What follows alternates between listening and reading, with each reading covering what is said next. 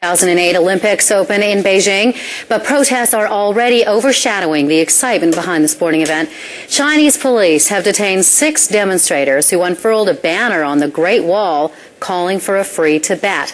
China has ruled Tibet since the People's Liberation Army took it in 1950. Joining us now from Beijing with the latest on the protest and the detainment is Lhadon. She's a Canadian currently risking her life in China as the head of the Free Tibet group. Ms. Tetong, can you tell me a little bit about the protests, about what happened, the banner unfurling? I understand that you are associated with the group, although you weren't there at that time.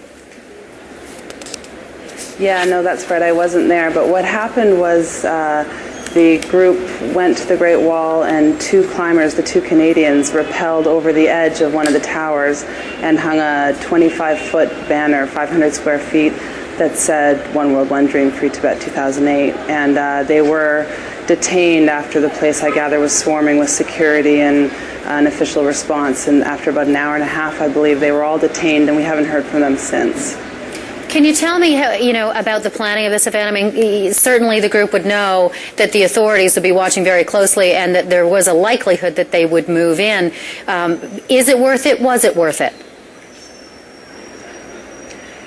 It's one of the only ways that we have of getting our message out. We're a nonviolent movement, and nonviolent direct action like this is at strategic moments, like on the eve of the 1-year countdown to the Olympics.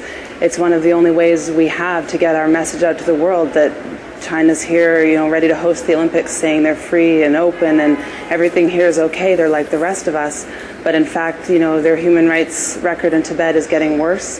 And they've, ruled there with a bloody and brutal occupation for more than 50 years. And Tibet's a central part of their propaganda and their public relations around the Olympics. So this is one of the only ways we have of getting our word out and making sure the Tibetan issue isn't forgotten.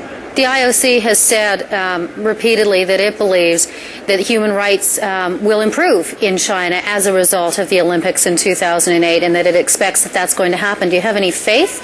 Are you optimistic at all that the Olympics will help in that?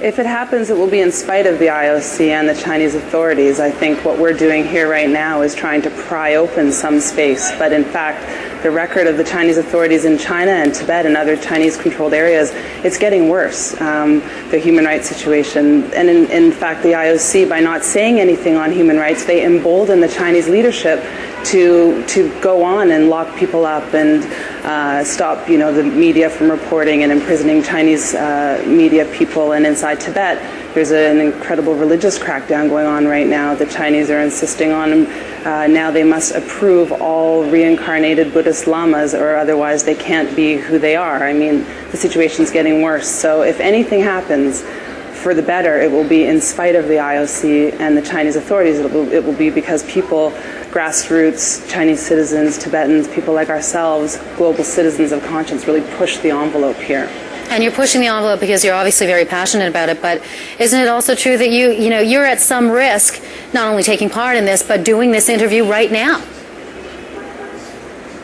Yeah, absolutely.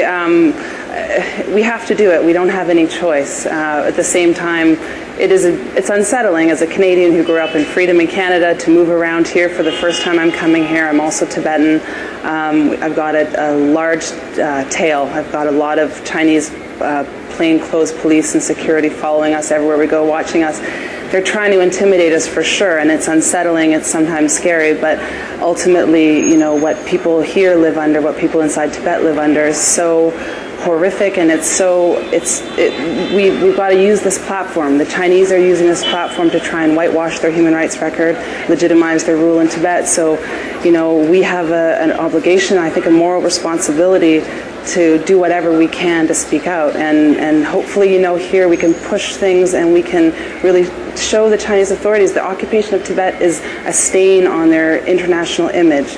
And it will, never go away until they end the occupation and restore Tibetan human rights. And same with human rights in general. The international community needs to demand that, it's not just on the surface China can change. It has to be underneath also. Lhadon, thank you for your time. Take care. Thank you very much. Thanks.